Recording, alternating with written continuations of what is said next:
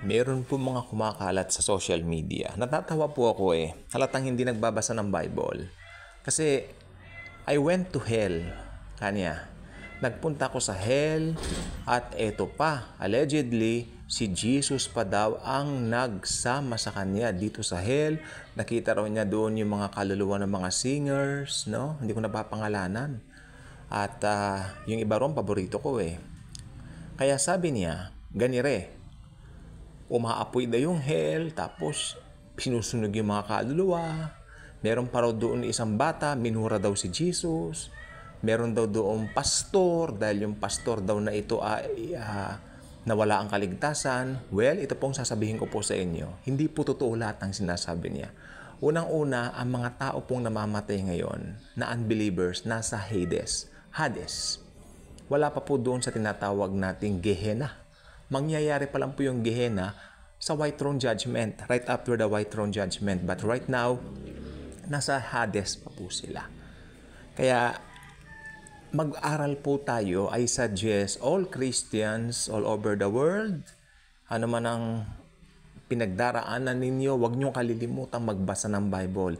Maraming pwedeng maligaw. Meron yung mga visit sa heaven, visit sa hell. Hindi po lahat totoo yan. Kasi alam po ba ninyo, sabi ni Jesus, tungkol po ito sa langit, sabi niya, walang nakaakyat sa langit at nakababa at muling nakapanik sa langit maliban sa anak ng tao. Di ba si Jesus po yun?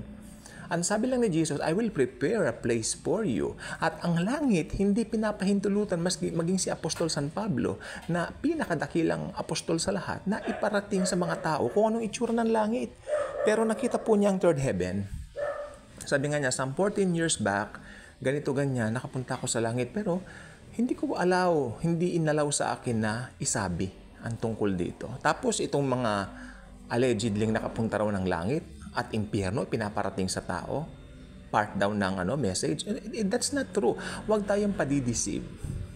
Masyado ng talamak yung mga ganyan. Tama na. Tayo mga nangangaral ng salita ng Panginoon, magsalita na po tayo. Hello. Hello. Hello. I mean, medyo nakakalungkot na maraming pumapatol sa mga ganyan. Kasi yan ang gusto ng mga tao Halloween, takutin ang sarili, takutin ang ganito, ganyan. But you know what? Ang katotohanan po ng Bible, nagpapalaya. Dito po tayo manangan, ito po ang totoo, ito po ang katotohanan. Pag sinabi ni Jesus na walang nakapanik doon, walang nakababa, walang uling nakapanik, maliban siya lang yon. Siya lang yon. At yung mga namamatay na unbelievers, nasa Hades po sila. Ito po ay isang place na kung saan hinihintay nila ang araw ng paghuhukom. Kaya wala pa po doon sa Gehenna. Ang sinasabi po itong mga nagbalik na to from hell, sinasabi nila, Gehenna raw yun. Merong aklat 23 minutes in hell. Nung ako'y bata pang maliit, gustong-gusto ko yan. Nagpapabili ako yan, pero ayaw ng mother ko. Kalokohan yan ka ng mother ko. Kasi ang mother ko may alam din sa Bible. Hindi pwedeng lokohin. Lalong tatay ko, daddy ko. You cannot fool them. Bible lang talaga. Sapat na ang salita ng Panginoong Hesus para manangan ka sa katotohanan ng Bible. Ang mundong ito, punong-puno ng kasinungalingan, pandidisib, pandaraya, pero ang salita ng Diyos, hindi tayo ililigaw. Sa Bible lang po tayo. Visit sa hell? Bakit po ganun? Hindi ko po alam. Hindi po totoo yan. Ito pong sasabihin ko, hindi po totoo yan. Dahil ang sinasabi nila, Gehenna. Ang Gehenna ngayon wala pang laman. Baka sila gusto nila, di ba? Pero alam po ninyo, wala pang laman ang Gehenna. Ang puhon, ang tawag dito, buena mano po dyan, antichrist saka false prophet. Maliwanag po yan sa Bible. So doon lang po tayo sa Bible. Pag nasa Bible ka, pag naki Jesus ka, hindi ka maliligaw. That's why if you're not yet subscriber for this channel, I invite you to do so. Nabubulol na ako. Click mo ang notification bell, share mo ang video.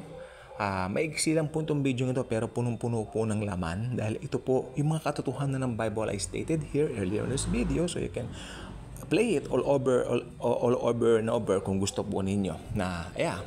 Ang hell, yung sinasabi nilang Gehenna, hindi pa nag-ooperate yan. Bakante ngayon yon. Kumbaga vacant lot. You know what? Mangyayari pa lang yon after the Great Tribulation and the White Throne Judgment. Again, thank you very much, and as always and forever, Jesus truly loves us all.